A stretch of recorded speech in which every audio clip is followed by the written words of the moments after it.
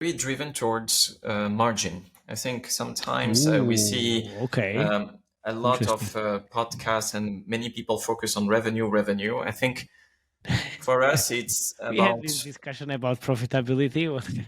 For us, it's really around, yes, we look ideally 150% ROAS after 120 days. Nice. This is what we feel that it's a healthy business. This is no bullshit gaming podcast, 2.5 Gamers. Sharing actionable insights, dropping knowledge from our day-to-day user acquisition, game design, and ad monetization jobs. We are definitely not discussing the latest industry news, but having so much fun. Let's not forget this is a 4 a.m. conference discussion vibe, so let's not take it too seriously. Of course. Welcome, everyone.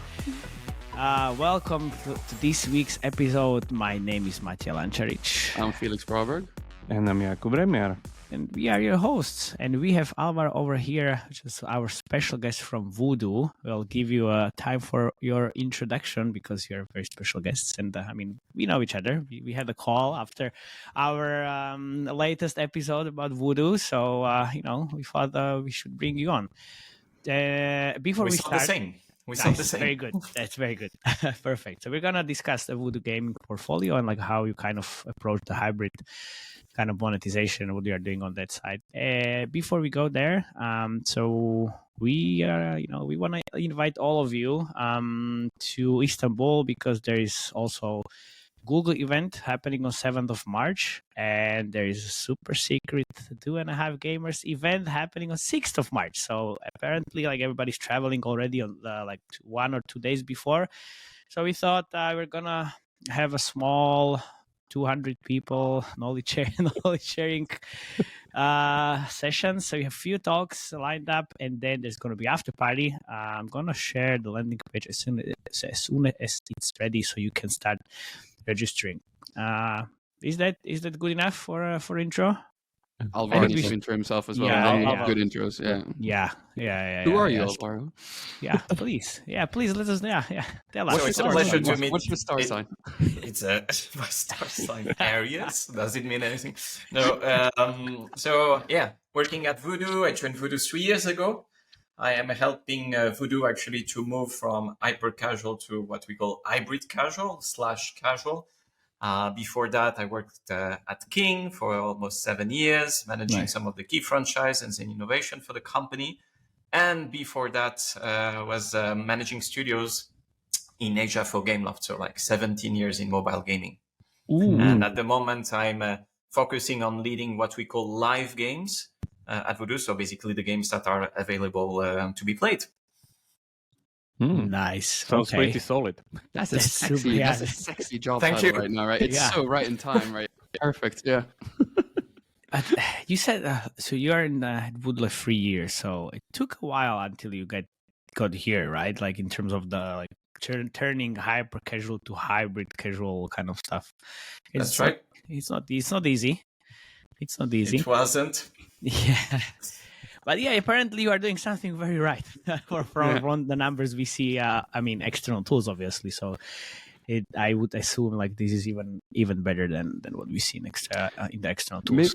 Maybe I can start off by just asking Alvaro, is hyper casual dead, or is it alive and kicking? I get this question a lot. I really believe that as a business model, it is dead. I think like players, I think they will still enjoy fresh core gameplays that can be played for a couple of days, but due to the rise of CPIs, it's just not profitable enough to see growth. Does it mean dead like today? Well, I think that there are still marginal revenues that could be done, but investing for that on the future, I personally don't believe so. And Voodoo, we completely stopped and we moved completely to hybrid casual and casual. I think, and we are not the only ones observing that. I think some studios are clinging to hyper casual. I think it will be complicated. Yeah, because big companies are moving away from hyper casual. So does that mean like there is maybe an opportunity for small gaming companies to just start, or is it like super late already? I think it's late. Yeah, I think okay. it's late. I We're think talking private. about it, so it's already late. Yeah. Okay. Yeah, good. I think it's late. I think the changes on IDFA, like CPIs, are not going to decrease anytime soon. Like the big companies are. Anytime soon, meaning never. That's right.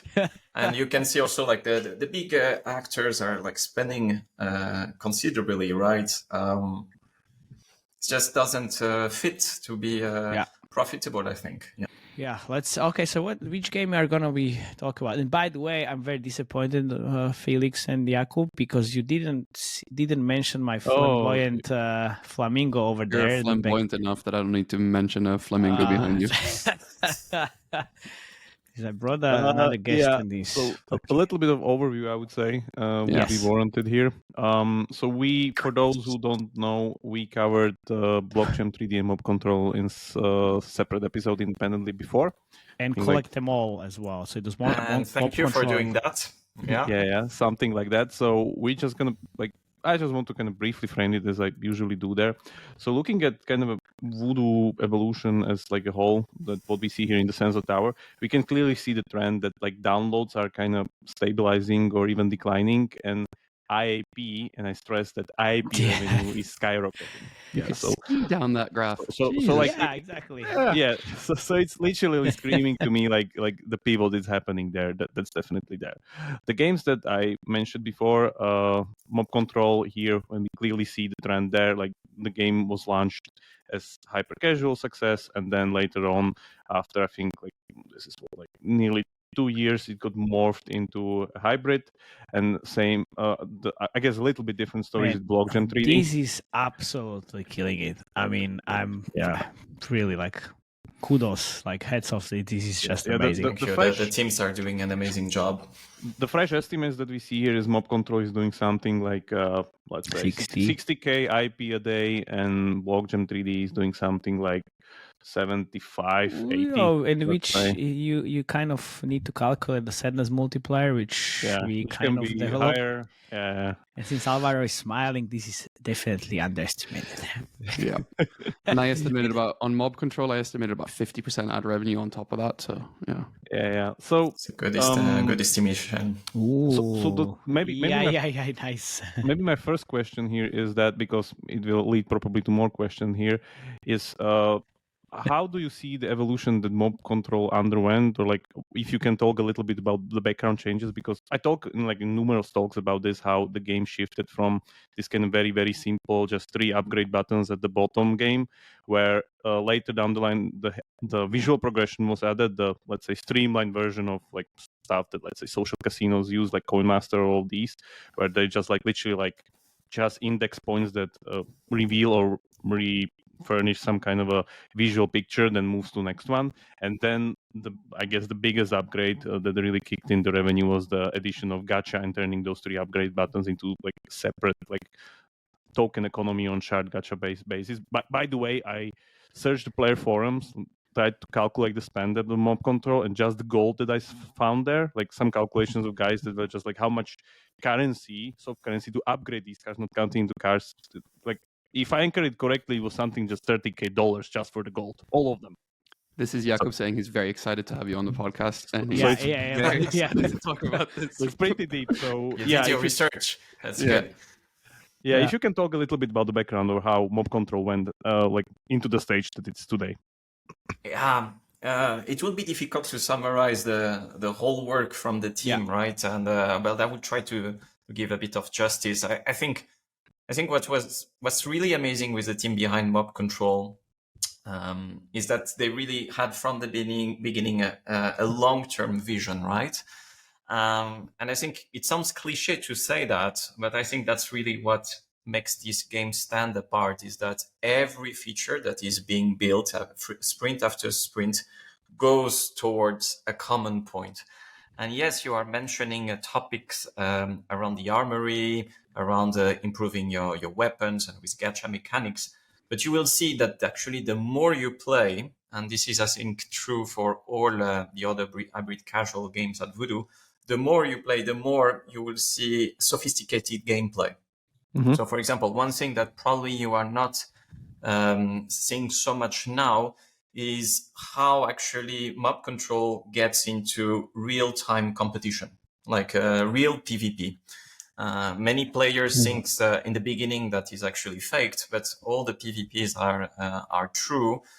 And leaderboards and competition actually drive a lot of retention here. And it's a game that just keeps on getting more and more fun to be played. The thing is that we really time very well when some features appear. I think that the unfolding, we are very progressive. So that's one thing as well. And obviously, live ops, I think all the companies are doing the same, but good live ops and a good calendar of live ops help the growth, obviously, with unique items that you can unlock through also season passes. I think each season pass has your set of missions, but also your special rewards. So, yeah, and the game is getting more and more sophisticated, I was mentioning, and you will see, I think you will see a big change as well in the coming weeks as well, that we are very, very excited about. Okay. To be honest, I think... Any teasers that you can share? It will make even better the sense of progression. Nice. Way more visual, and way more meaningful. So that's for the teaser. And to be frank, I think give it a couple of years, I think this game will be a full-fledged mid-core game. Nice. I think it will be difficult to still refer it as an hybrid casual because of the sophistication of the features.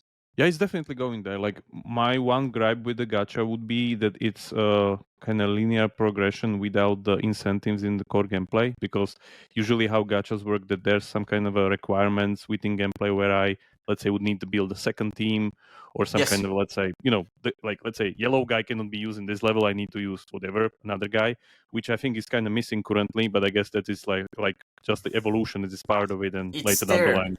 It's there down the line. For example, we have something called the loadout challenges that really it's opt-in challenges that but you need to use different set of equipment. You have different missions, and also when you go into like the upper leagues of mob control, like it really gets highly competitive, and you really need to level up your units.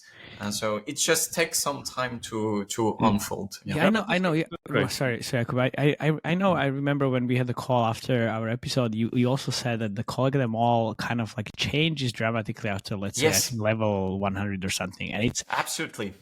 And I saw this week or last week an article about this from one of your colleagues that's saying, "Oh my God, this is actually not hyper casual, but it's turning into casual game down the line." Yes.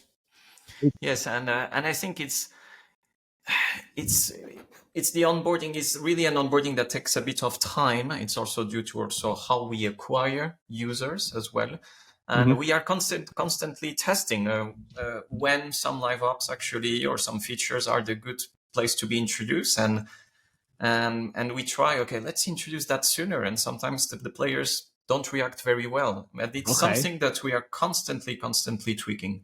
And yes, collect them all level 100, very different from the level 1, for example, experience. Yeah. It's a very different game. Yeah, I think like this is really the key part here. Like let's say the heap of knowledge behind all of those A/B tests, when to unfold which feature, because we're not really talking about our usual like, let's just slap a casual game tutorial on it with like 30 minutes and then unfold the whole feature set because it won't work here. And this is exactly the point where I guess like that steady pace of let's test this feature, like, I don't know, day 7, day 8, maybe it's too soon, maybe move it to day 14, something, which kind of gives you the edge then that, okay. And that brings me to my other question. When you were pretty much scaling up Blockjam 3D, we can see that the progressions are pretty much the same except the PvP element. That's like the big change, of course, because in mob control, other people can destroy your visual points here, and you can receive attacks, revenge attacks, stuff like that. Of course, this is not applied to Blockjam 3D, but the progression style is kind of the same. Correct. So the question would be here, like, if you saw the positive impact of the numbers on mob control, did you immediately just like told the team like, hey guys, we know this meta feature works, should we implement it, or we immediately tested it within the build? The good thing, I think it's part of having a culture in our company that is really extremely pragmatic, and all A/B test results are shared across the board. And when something works, we try very, very fast. Yes. So obviously you can see the inspiration where it came from, and it worked. Will it stay like that forever? I don't know. But for this element of the progression, it was the right move to take from mob control. And we always share constantly, and a lot of features are cross-pollinated across all our portfolio, and very, very fast. You don't need to convince the teams like because the teams are actually very driven by the success of their games. You see the revenue growth, and then it's like, I don't think like anyone needs to convince That's right. It's like, do I get it right for people just like maybe omitting the fact here that this is of course published by Voodoo, but in the end made by two different external studios that are working with Voodoo? No, actually, now everything is eternal. Everything is internal. Part is already kind of like a part of Voodoo. It's part of Voodoo. Yeah. And the team looking after mob control is in an internal studio as well. Okay, so there's a big shift there, if I understand here. So it's Party Up. These guys are amazing. They came up with this, and they decided to join us. Yeah. Because I think when I was like few of my talks before, like especially last year, I was talking exactly about this topic, that hyper-casual publishers would struggle with the problem that they were used to kind of working with external studios mainly, which means the product know-how usually either left or stayed there, not internally. So I guess this is the answer to that kind of a challenge from your side, that you're internalizing teams now. It's a part of the answer, yes. And I think the second part is we took the radical step 1 year and a half ago to actually divide the gaming teams in actually two tracks. One, we call it the core team. So it's led by Charles and Thibaut, and basically those people are really in charge of coming up with successful prototypes and testing thousands of gameplays, right?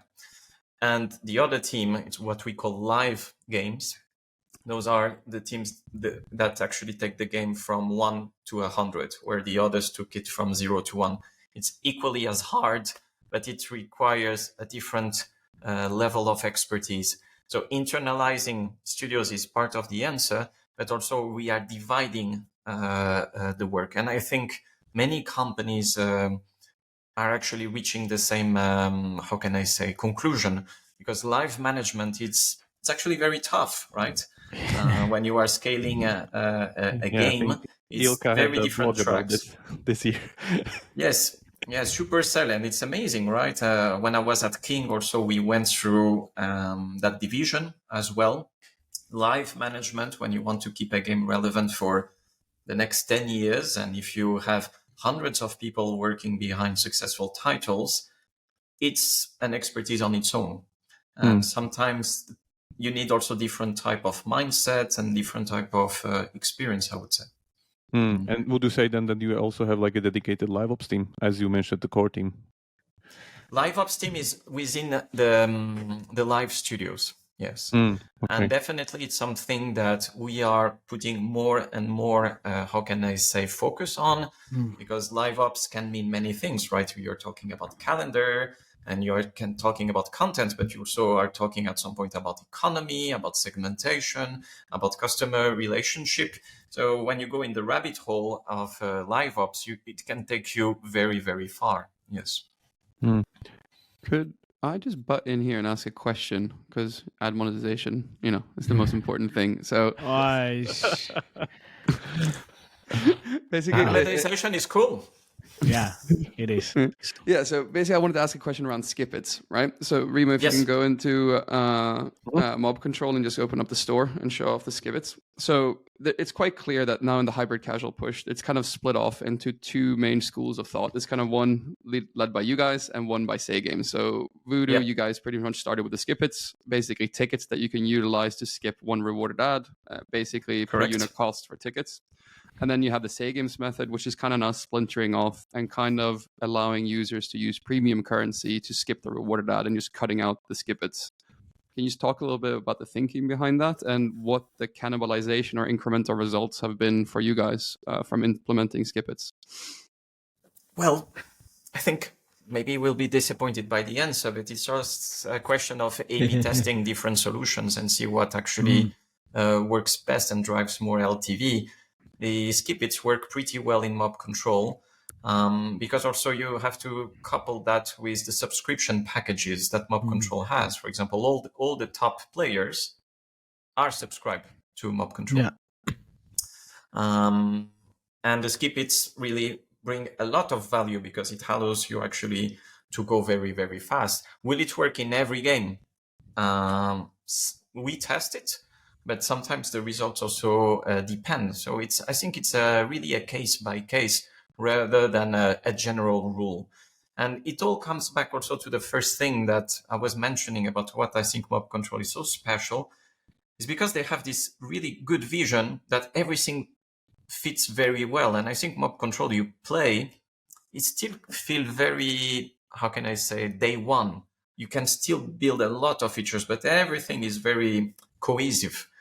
And the skip-its, I think, are part of that experience. Would I don't know if you're allowed to say, but on an LTV incremental average percentage, are we talking about single-digit uplifts, double or triple-digit like uplifts in terms of overall user LTV? You don't need to say specific percentage, but I'm just a bit curious. It's a good uplift.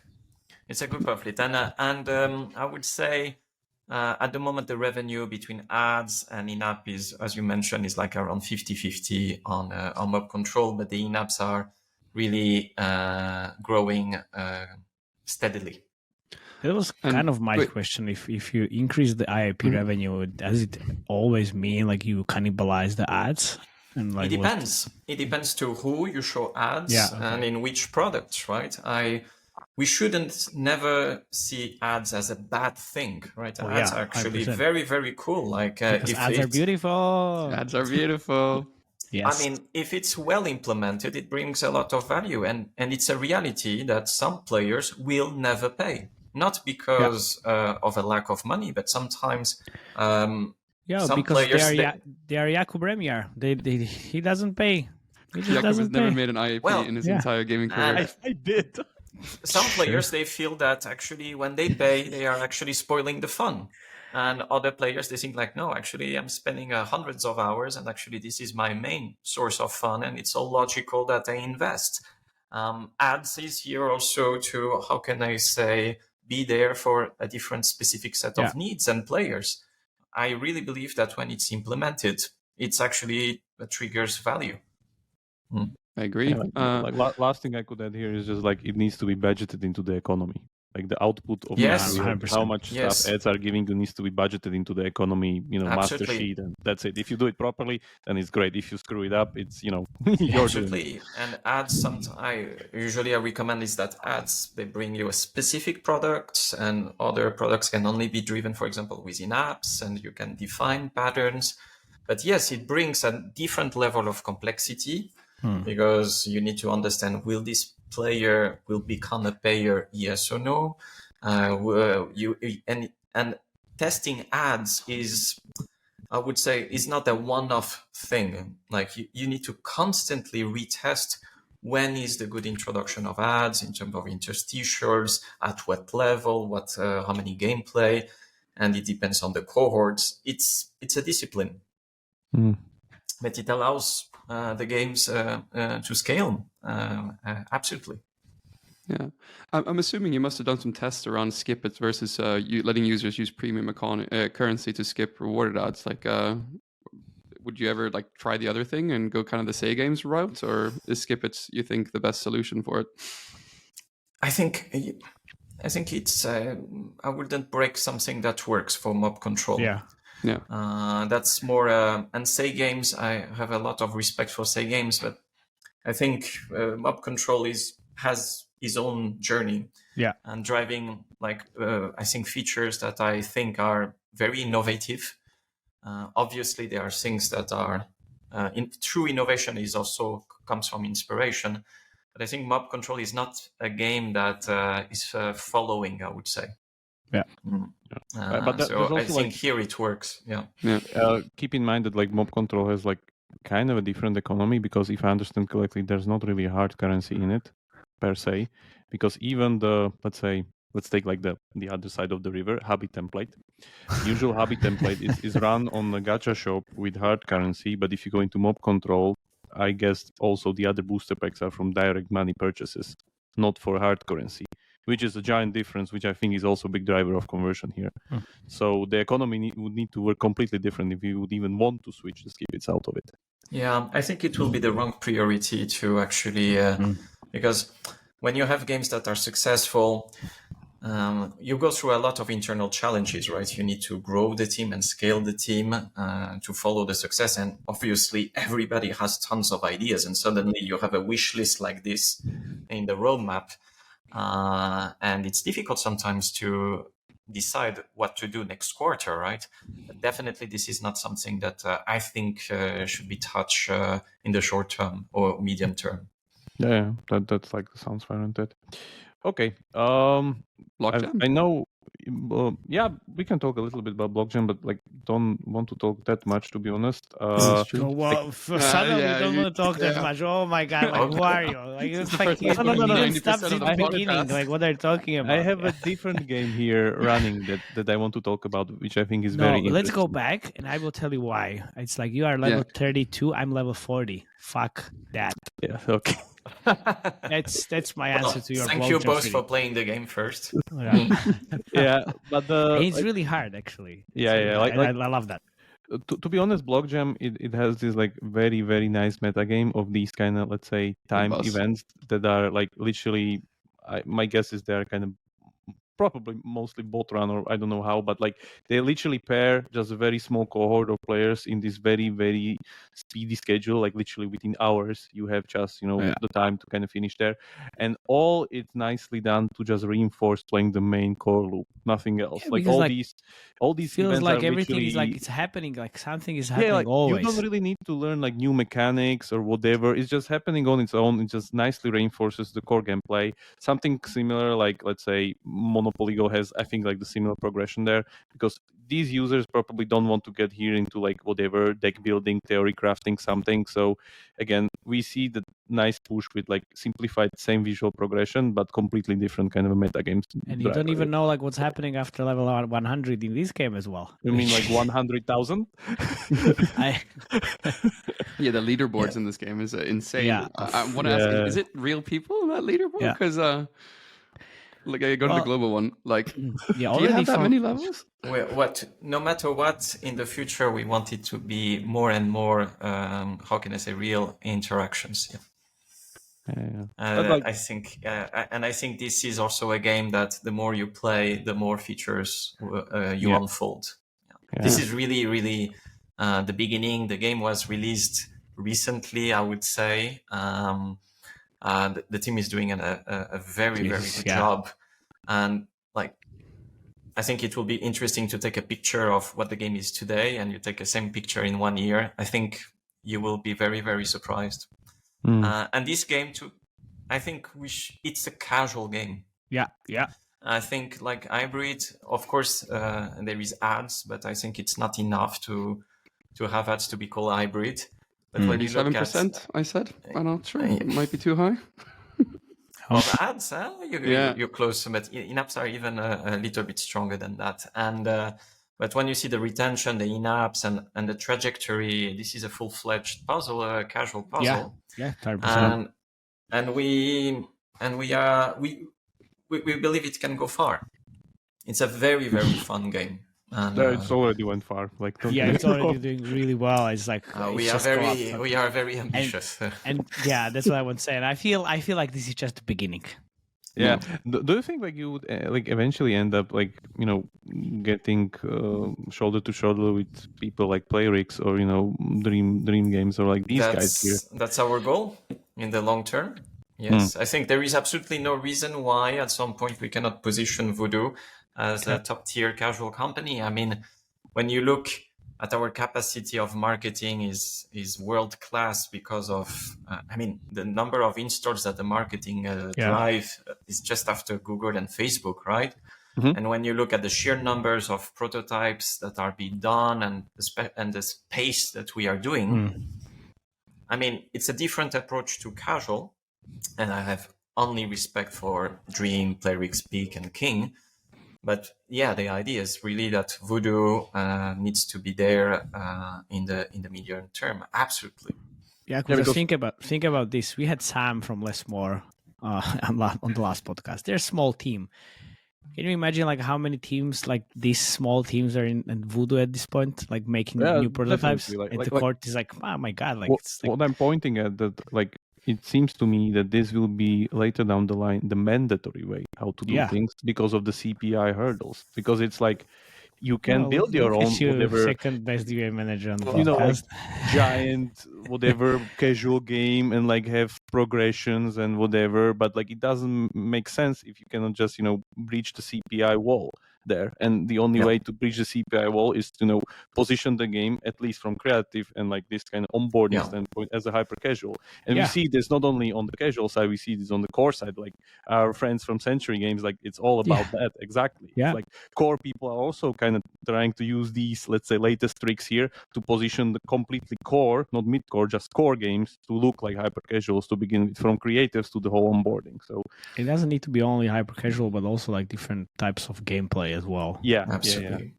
Yeah, definitely. Companies need to be absolutely proficient on CPI. I think we all heard the successful stories of Dream. But it's true that for one company like Dream, we don't see the thousands and thousands of companies that failed, right? So here, I think each company finds their own journey. And I think we somehow managed to transform ourselves, but kept pieces of the DNA that allows us to build for the future. Yeah, you've run UA for a lot of games, and like that's a very good experience and a very good base for like the upcoming years. Yeah, it's a difficult expertise. Expertise. Now to moving on a little bit to Paper.io, because I know Alvaro mentioned to me before, and I just want to kind of highlight it, not really as some kind of everybody needs to talk about it, but I think it's a great example of like what is happening, and we can talk about a little bit there if I find the right tab. Yeah, maybe if you click on some of those tabs, then we will go somewhere. This is the one that I'm trying to get there, because if we see the launch of Paper.io 2, it was somewhere in 2018. Giant launch, literally like millions of dollars per day. Millions of dollars a day. I'm not kidding here, looking at the chart. And now we see that the game actually, in 2022, it actually tripled or quadrupled the amount of downloads that it's currently doing. But the interesting part is also on the revenue side, where of course there was some revenue because of the giant amount of downloads before, but we literally see this kind of giant U-turn valley where suddenly IAPs started scaling up. Alchemy. Yeah, and how this went on. And I was looking at the old builds of the game. Again, similar case as Mob Control, I would say, where you have like, I think there wasn't even like main menu. It was literally like just Jakub, like. Can you put back the sensor tower to the background? It's it's quite nice if you have those games and then you're. Oh, this one. Okay. Yes, now this is good. Okay. So the thing is that the game again went like very, very heavy, like let's say metagame changes. Like as I look through the game, let me play just like one match to understand how it's going. So the game is a little bit, I would say, harder to understand because I was a little bit lost into it, but it's basically some kind of I got killed. Some kind of an advanced version of Snake where you are pretty much creating your own territory by completing a line around your territory and then in there. And at any point whoever crosses your line kills you, or if you yourself slams into your own line, you also kill yourself, which also happened to me a lot. So, and by that point on, actually, when you get the hang of it, it's pretty fun. Possibilities to kill other people, to come up with these kind of different tactics, to kind of just stay near your territory, play it safe, then like swiftly go and kill the other guy. So it gets progressively, like I would say, skill-based, harder.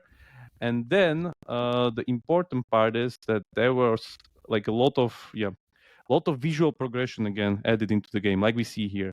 So the main point of the game regarding the metagame features is that you are painting the whole world with like your color of your skin that you're currently using, and it's literally like continents that you have there. Like I'm currently in whatever this is, Mexico. Yeah, US. Yeah. I'm in Mexico. There's like other countries there. I think there was some kind of special. Is that the giraffe? Yeah, I'm using a giraffe. There was some kind of special event for Guatemala that I could like try to kind of get some kind of swiftly. It's also a little bit of idle progression because you can claim soft currency that regenerates by hours. There's actually a progression of the boosters now. So you can upgrade the boosters, and I think this is like worth mentioning. You can actually have one more life by default by spending 50k soft currency just for the first one. Why not? And then, of course, there's the skins, which come all the way from epic to specials, which I guess come through some achievements or events. And then there's the shop, which again have skip-its. There we go. And then there are these events. I think I even got the special offer badge here today, but it kind of ran out. And there's a little bit of a like killing event here, where it just counts your kills and pushes you on the leaderboard again to reinforce the main core gameplay. And then occasional ad or occasional booster that's like right there in the main menu, the rewarded placement right here. So just for a second here, I just want to get Alvaro's take. Like, what did you guys do? Did you repurpose this for Hypercasual? You took it out of cold storage and just slapped on some skip-its and some meta core gameplay, or like what was the thinking? I think this will not give justice to the work that was done by the paper team. Actually, what you see the rise here on the curves. Yeah. At the moment, it's a game that is still very, very ads driven. And the rise of in-apps is fundamentally doesn't show actually how paper is becoming actually one of our key games at Voodoo. It happened because the team really focused, and it took a long time actually, feature after feature, to improve the retention. Yes, we moved some of our, how can I say, in-house learnings, but the reality is that it took more little tweaks here and there to actually multiply the this30 by 5 after 1 year of work, right? And suddenly it's actually wait, so by 5x it? From the D30 5x, yes. Oh, wow. And can you just stress the time, please, Alvaro, so people understand like how much this process takes, because I think this is crucial. This is after 1 year of work, thank you. On paper. And I think it's only the beginning, because as you mentioned, I think the gameplay is really, really fun once you get the hook of it, and it opens a world of possibilities. And yes, with cool live ops, cool meaningful progression, cool depth, I think this game could be much, much bigger. And it's fresh. It's a gameplay that is still fresh nowadays. And when you see the game from a visual standpoint and feature standpoint, again, I feel that it's only day one. And when you say key, one of the key titles, is that in sense of revenue, or were you getting the most amount of learnings? Like, what does that word revenue mean? Revenue. Okay. Is we consider it one of our top hybrid casual games. But among those, paper is the one that is really mainly driven through ads yet. For now. Which is not a problem. But definitely at some point, the more you go, the more, because you cannot just put skip-its, I would say, like, you need to deliver value for our players so that they use skip-its. And at the moment, I think it's more about the gameplay and the fun and making longer playtime sessions and coming back more and more. And at some point, I think with the features that will be introduced, probably in-apps will be justified because of new experience we are introducing. Yeah, keep in mind, guys, what I said at the beginning, that the download numbers, the daily amount went from 50K to like 200K a day currently. So that's pretty and this is massive cool. still. This is cool because it opens the door to maybe in the back catalog of Voodoo, you have a lot of legendary games. That maybe could receive the same treatment, and this is something actually we are actively investing as well. I don't know. There are a lot of failures, of course. Paper is a good success, and I hope we can replicate that in some of the successful historical titles that are still heavily downloaded with good metrics and still well beloved. Yeah, I talk about a little bit with Nikolai when I was on a panel with him at Barcelona, and like literally used it in my slide. Like, so what's the next progression for Whole.io and Helix Jump? You are well informed. It's absolutely. We are looking at these games. It's among the games that we are looking for.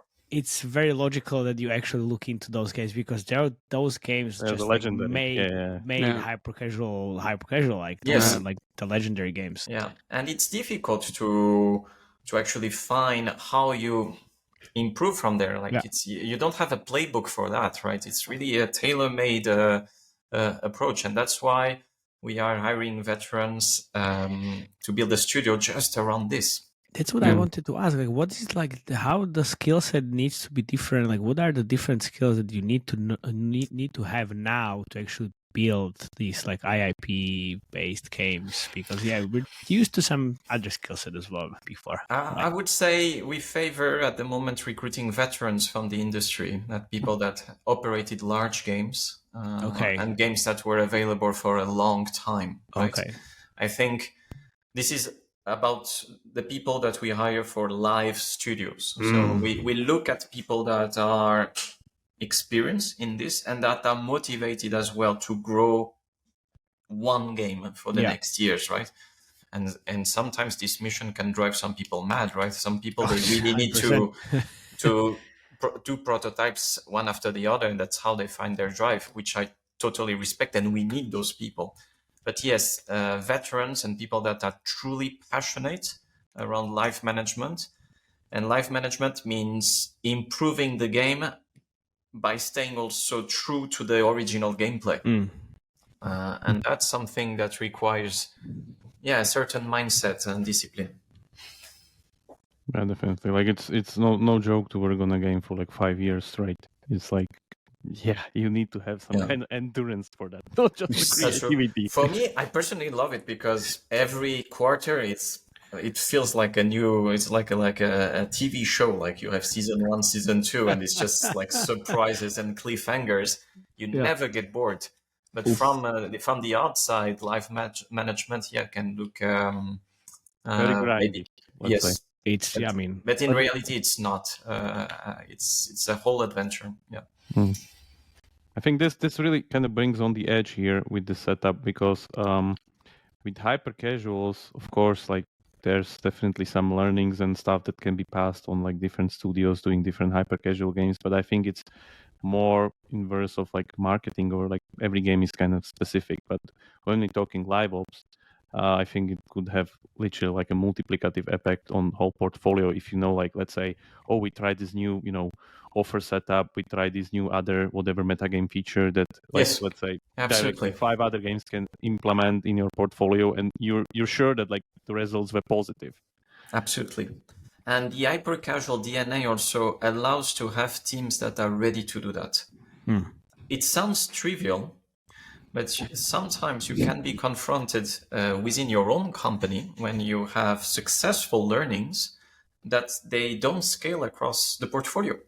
Jakub, can you just get back that ad? It's just so weird. Okay, Sea of Conquest. Okay, yeah, Sea of Conquest. Okay. And the good thing is that hyper-casual people mentality with a DNA, they have really a performance-driven, drive and pragmatism, right? So you don't need to spend time on doing internal PowerPoints or hey, and knocking at people's door and say, hey, have you heard about this feature? There is a natural agility towards that, and believe me, this is not something to be taken for granted. Oh, definitely. Because you were in that position so many times thanks to the prototyping of hyper-casual games, right? So you That's know right. how it's done. Yes, because when you do hyper-casual, I think you realize how hard is gaming. Yeah. And it's like you see really like, oh my God, it takes like thousands of failures to make one single successful prototype. That every successful feature, people, they approach it with open arms. I think this is one of the reasons we can go fast as well. There's, like people are saying, "Oh my God, hyper-casual games, they're not even games." It's like, well, everybody can do that. It's like, well, you can say this because you never tried, so you don't That's right. know how the fuck Yes, it's when you have to ship prototypes every 4 weeks to 3 weeks when they're in hyper-casual and repeat, and fail during years. It can be despairing for some teams, yeah. How this like the prototyping kind of framework changed now? You have It's a good question. It changed in the sense that we are not prototyping for hyper-casual anymore. Okay. It means all the funnel from prototypes are aimed towards hybrid casual. Okay. That is gameplays that are built to be Scaled up and to have a longer, experience. So the type of gameplay, the type of tests, the time we spend on the prototypes, it's completely different.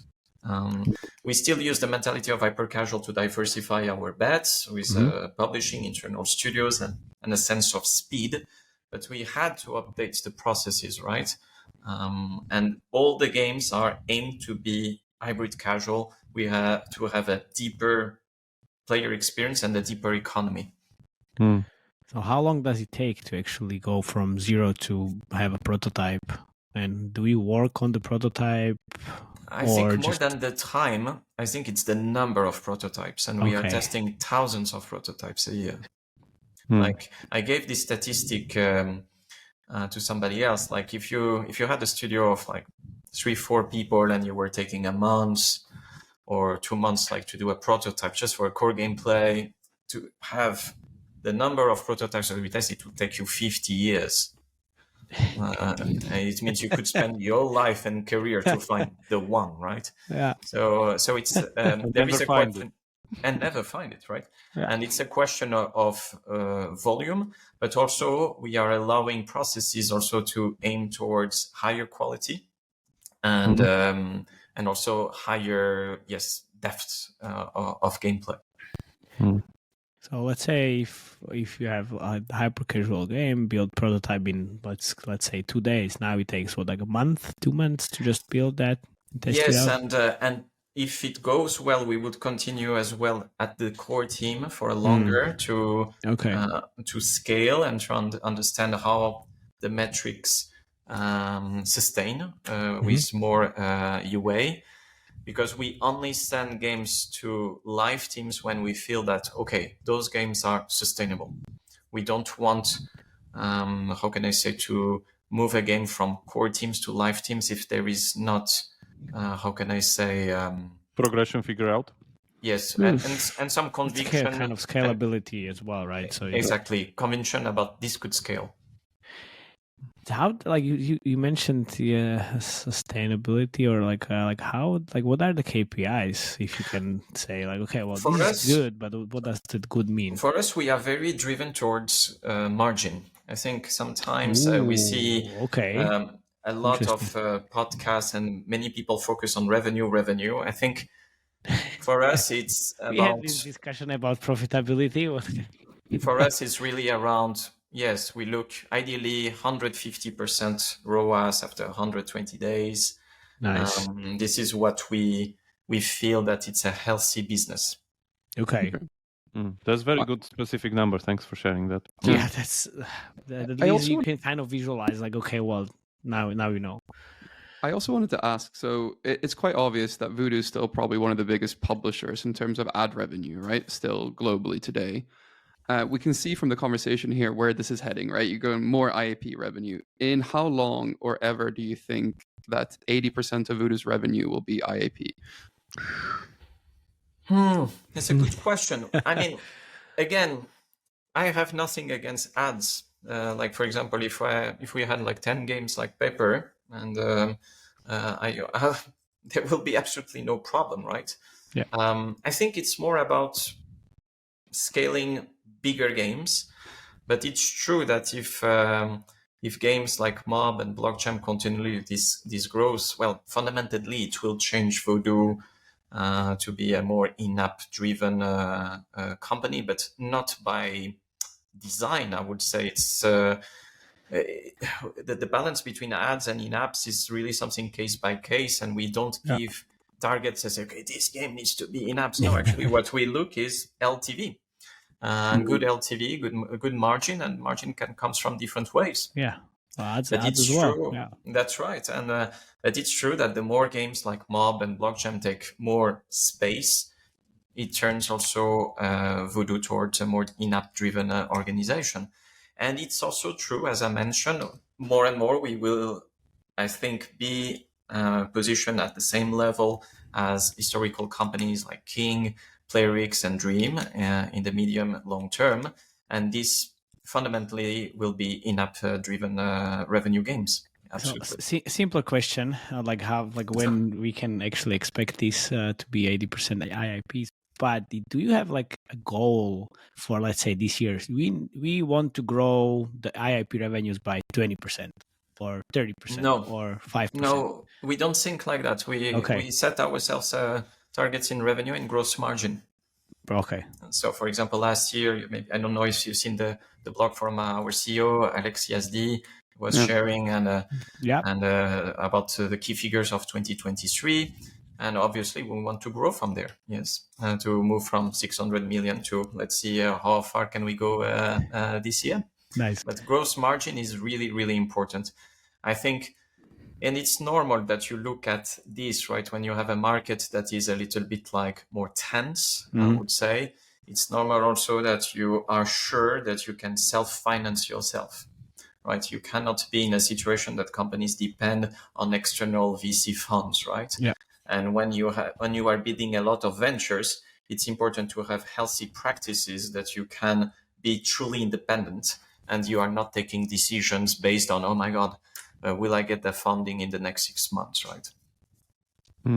So would that also mean that very, very far, thinking far ahead, like that's also that you would also have some kind of like web shop strategy that we keep hearing all the time in these days, that like every company is trying to move players to web stores through it's payment not excluded providers. I mean, we have already direct interaction with our best players. For example, we were talking about mob controls. Some of the best players are talking like almost in a daily base with the team. And it's really an interesting interaction, right? It's not, how can I say, abnormal to think, well, if there is already a real communication, why not to have also a real relationship regarding transactions, right? Yeah. Again, it needs to be done in a way that makes sense for the players. And so something that doesn't bring friction, something that is well, how can I say, integrated. Yeah. And it's not something like, it's not a one solution fits all. It's something that takes a bit of time. I don't think it's a short-term prio, but definitely I think it will be there at some point. Maybe not through the form of web. It can be actually direct transactions can take the form of very different forms and not just with the traditional web portal, right? Yeah. Yeah, of course. That's just like far ahead. One of the other things that I had here, maybe I'm putting UA head here, is that did the UA change now kind of dramatically, that we have game, or let's say you have games that have 50-50 split on the portfolio. So let's say Mob Control UA before UA now, or Paper IO2 UA before UA now that like there's a IAP element in it? Yes and no. Yes, it changed because the prediction models need to be updated, right? In the sense of capitalizing on, you move from a game that drives most of its LTV in a couple of weeks, and you are looking at prediction models way longer term, and you adapt your acquisition towards that. No, it didn't change in the sense that we keep on brutally testing tons and tons of creatives. So that's, I think, a strength of Voodoo is the sheer capacity of finding this best creative that suddenly will unlock growth. And I think they are the growth team. Sometimes they are the Hong Song heroes behind it all, because when you look at the trajectory of mob control, Yes. it couldn't be done as well with the expertise from the growth teams. Yeah, 100%. And yes, it changes as well that sometimes you're trying to look for different type of players and different type of methodologies, and looking at more sophisticated playable ads. Yeah. And sometimes you are constantly testing in this transition phase. But again, the DNA from the past is super useful. Yeah, and Jakub, I can also add. So you move from ad ROAS campaigns, which are, like Alvaro said, like optimized, or like goal is to have ROAS in, let's say, 1 week, 2 weeks, 1 month, and now we are moving towards like purchase campaigns, like value optimization, which then takes into consideration that you want to see your money back in 6 months, or 4 months, and then like that's changing. The campaign structure would be most probably the same. The creative strategy has to be the same, because that's the main point of hybrid casuals, right? You're kind of borrowing Keeping all the hyper-casual strategy. Yes. You're just changing like new audiences, payers, and that opens up again like a lot of new opportunities on the blended ROAS campaigns. I was checking Paper.io2, like obviously Uplavin is top channel, at least from the censored how we see, which makes a lot of sense. And like that's it, like that's, you go from ad ROAS to hybrid ROAS, or like branded ROAS, and eventually IAP ROAS as well, and value optimization. Yeah. Can you just remind blended ROAS shortly for people? Blended ROAS, when you have 50-50 split in-app purchases and in-app ads, you are taking both ad revenue and in-app revenue into consideration. So that's happening on the campaign level. Good summary. Absolutely. Yeah, sounds great. Just a question here, last one. What's headcount right now at Voodoo? It's around 600, 700 people, I would say, if you look at all also the companies that join us. And I think we are actually recruiting many people on live studios. So I take the opportunity, like if you feel that you have the chops and you align with our ways of working, we are looking for veterans to manage our key games. Yes. Yeah, that's definitely sounds good. Any other question, guys? That was really insightful, I think. Yeah. Thanks for sharing the knowledge, Alvaro, because it's not a lot of times that people actually talk numbers. Yes, real numbers. Yeah, God. Yeah, no Ministry of Truth. It was good. Like, yeah, good. Well, I appreciate you guys inviting. It's really a pleasure. And yes, I think we sharing some numbers. I think it's part of our culture. I think like we have a bit of transparency. We are very no bullshit, and very transparent. That's and what way. we need. That's exactly. And I think it translates somehow here. But it's really a pleasure. And I think maybe we should talk again, maybe in 1 year, and see a little That's bit. What I wanted to say. Yeah, we can cross-check like how everything is going, because I think this is what, like third Voodoo episode, so we are looking very closely what you're doing. I know. Like, your podcast was really discussed a lot internally when we were saying, okay, this is right, no, this is wrong, and they say, these guys, they figure it out. So it's really, really cool. Yeah, that's good. Nice. Yeah, because like we're literally entering that exact phase, as you say. Like there are now on the market like a couple of really solid hybrids, and like there will be more. My guess is that there will be 10 more this year that will breach that like 1 million a month in IAP mark. Yes, at least 10 more. Yeah, at least. And the market will consolidate, and then it becomes another, level up of this game, which means live ops. You now need to sustain those hybrids. Yeah, absolutely. Just, create the hybrid, and then what? and definitely, I think it's highly probable that hybrid casual is just another transition phase. It's highly probable. It will be difficult to tell how long will be this milestone, but definitely I think what is cool about Voodoo is we don't wait for the things to decline to start immediately about the next growth, right? So, for example, when Voodoo was leading a Hypercasual, Voodoo had the mindset to immediately start creating hybrid casual, and because it takes a lot of years to figure this out, and we at this moment we are already venturing in like what is the next step after hybrid casual, because it will take time, it takes some learnings, but we cannot wait for the things to go down, because it's very difficult to transform a company if everything is burning around you, because it brings because it's stressful. Your lack of resources is difficult to attract talent, because talented people join companies that grow. So it's anticipation. It's easier said than done, but this is really something that I think is part of our culture. Cool. Nice. See you in a year. Yeah. Thanks very much, Alvaro, for coming. And welcome. Yeah, a real pleasure. I will definitely take you up for your word there. Like, we should definitely do this. It's like, let's say, this post-hybrid phase of the market. Yeah. Will be a pleasure. I hope I will have the same smile in 1 year. I think I will. I think even bigger smile on the system. We are seeing the growth trajectory. And thank you very much. Good. And thank you guys for listening. Also, please join the Slack. It's always in the show notes. Always. There is a link. So please for those who don't know. We have a Slack channel. It's almost 1,000 people from various companies, different positions. It's really good. Always a good conversations are happening there. If you can't get in, that's because Matej blocked your email because you weren't following the guidelines. Don't email me. Email Matej. Yeah. We have rules. You need to have a photo. You need to be able to... There's also special stuff we announced there. For instance, the game that we play on the podcast, they get announced a week before, so you can tag along. So feel free to join. And then please give us a subscribe. Also share the podcast with your friends, colleagues, dogs and cats. It's there is a grumpy cat behind Felix and then our flamboyant flamingo. So, animals like us quite a lot. Yeah. Okay, enough bullshit. Thank you very much, guys. See you next time. Thank you. Bye. Bye-bye. Bye-bye.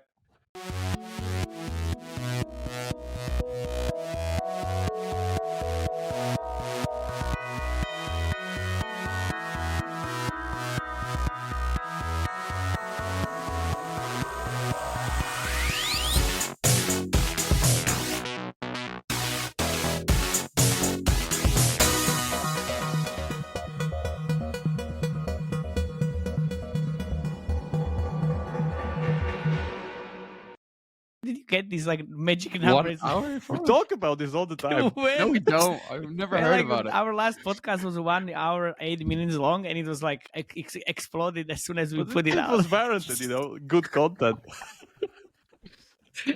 Oh, Jesus Christ. Anyway, Anyway. Did you get the notes, Alvaro? The ones I sent Jonah. Okay. I did. Good. Should we get started then? Yes. Any questions, Alvaro? Or should we just get started? No. Just remember I'm all this. good. This is no bullshit podcast, so anything that you say, it's it has to be no bullshit. Yeah, but honestly, like whatever you feel like, doesn't live by this rule today, though. But whatever you feel, I'm just saying that like say yes, no, or no comment, or like maybe like that's. I need to find some soundboards, maybe. Or blink twice, like. yeah. This is the real deal. Sounds very good. Do you have all the games open and the emulator? Yeah. I have that. Oh, perfect. Very good. So let's start, Matej. Can you give a shout out for Turkey as well in the intro, and then we'll start.